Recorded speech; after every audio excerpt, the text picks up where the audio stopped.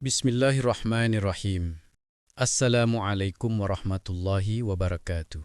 Saudaraku, umat Islam, hati-hati penggunaan atau penempatan kata yang salah bisa menyebabkan terjebak syirik atau merusak tauhid. Misalnya, dalam menggunakan istilah atau sebutan kata hak prerogatif, di mana terjadi di antara ulama atau di antara ustadz mengatakan, dulu hukumnya boleh beristri 10 orang. Belakangan hanya boleh 4, itu adalah hak prerogatif Allah Subhanahu wa Ta'ala oleh Dr. Arifin Sregar. Komentar, mengatakan hak prerogatif seseorang tersirat artinya orang ini diberi hak oleh yang lebih berkuasa untuk membentuk atau mengubah hukum. Misalnya, Nabi diberikan oleh Allah Subhanahu wa Ta'ala hak prerogatif untuk mengubah hukum ibadah. Jadi, hak prerogatif itu tersirat artinya ada lagi sesuatu makhluk lain yang lebih berkuasa yang memberikan hak kepada Allah untuk berbuat menetapkan sesuatu. Maka hal inilah yang terjebak syirik atau merusak tauhid. Karena tersirat artinya ada lagi yang lebih berkuasa di atas Allah Subhanahu wa Ta'ala. Untuk lebih jelasnya, sebagai contoh berikut misalnya wudu pakai sepatu. Maka yang disapu adalah punggung sepatu, bukan telapak sepatu. Atau maka tidak ada air, maka wudu menggunakan tanah. Mengubah wudu atau tata cara wudu ini adalah hak prerogatif Nabi yang diberikan oleh Allah Subhanahu wa Ta'ala. Komentar. Jadi, bila seorang ustadz atau ulama mengatakan itu adalah hak prerogatif Allah Subhanahu wa Ta'ala, maka ucapan tersebut tersirat artinya ada sesuatu kekuasaan atau penguasa yang lebih tinggi yang memberi hak kepada Allah untuk memberi hak untuk mengubah hukum atau apa saja. Maka itulah sebabnya terjebak syirik atau menyekutukan Allah Subhanahu wa Ta'ala kepada yang lain, berakibat merusak tauhid. Contoh kedua, juga hal ucapan jika tidak berhati-hati akan merusak tauhid.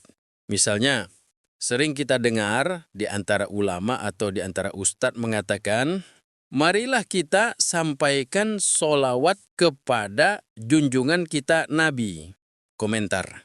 Ucapan atau mengatakan marilah kita sampaikan sholawat kepada Nabi SAW. Ucapan demikian terjebak syirik karena salawat itu disampaikan, dimintakan kepada Nabi SAW. Ketahuilah salam itu adalah bentuk doa. Ketahuilah doa itu disampaikan kepada Allah Subhanahu wa Ta'ala untuk memohon atau meminta keselamatan atau rizki dan sebagainya kepada seseorang. Jadi, penggunaan kata sampaikan inilah yang membuat ucapan itu terjebak syirik atau menyekutukan Allah Subhanahu wa Ta'ala. Komentar. Yang benar adalah sholawat itu, marilah sholawat kita sampaikan kepada Allah Subhanahu wa Ta'ala sebagai doa untuk keselamatan untuk Nabi SAW. Rujukannya, kita lihat bunyi sesungguhnya yang diperintah Allah Subhanahu wa Ta'ala kepada Nabi Muhammad SAW sesuai Quran Surah Al-Ahzab 56 yang bunyinya sebagai berikut. Sesungguhnya Allah dan para malaikatnya telah bersalawat untuk Nabi SAW. Wahai orang-orang yang beriman, bersalawatlah kamu untuk Nabi SAW dan ucapkanlah salam dengan penuh penghormatan kepadanya.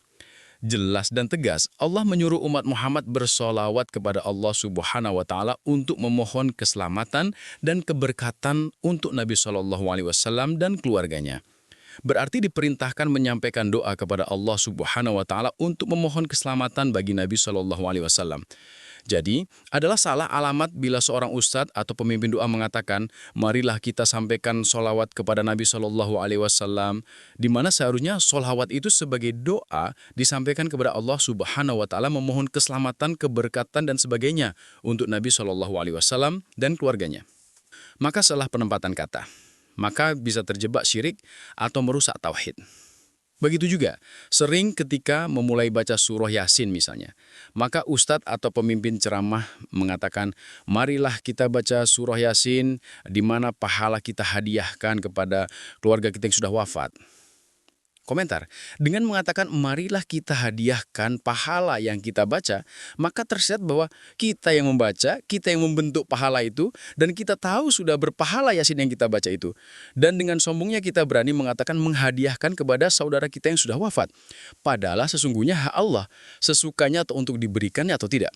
Jadi, dalam masalah tauhid ini, marilah kita berhati-hati ketika berbuat sesuatu, berniat, dan berkata. Jangan sampai gara-gara nila setitik, rusak susu sebelanga. Atau gara-gara satu kata, atau satu kalimat, atau satu niat, kita terjebak syirik dan merusak tauhid. Semoga Allah Subhanahu wa Ta'ala memberi kita pemahaman yang benar, menjaga lisan kita, dan memelihara kemurnian tauhid dalam diri kita, keluarga kita, dan generasi setelah kita. Amin ya rabbal alamin. Assalamualaikum warahmatullahi wabarakatuh. Jangan lupa untuk like, comment, share, dan subscribe channel ini agar semakin berkembang dan semakin banyak saudara-saudara kita mendapatkan manfaat dari kajian seperti ini. Aktifkan juga lonceng notifikasi supaya tidak ketinggalan video-video terbaru.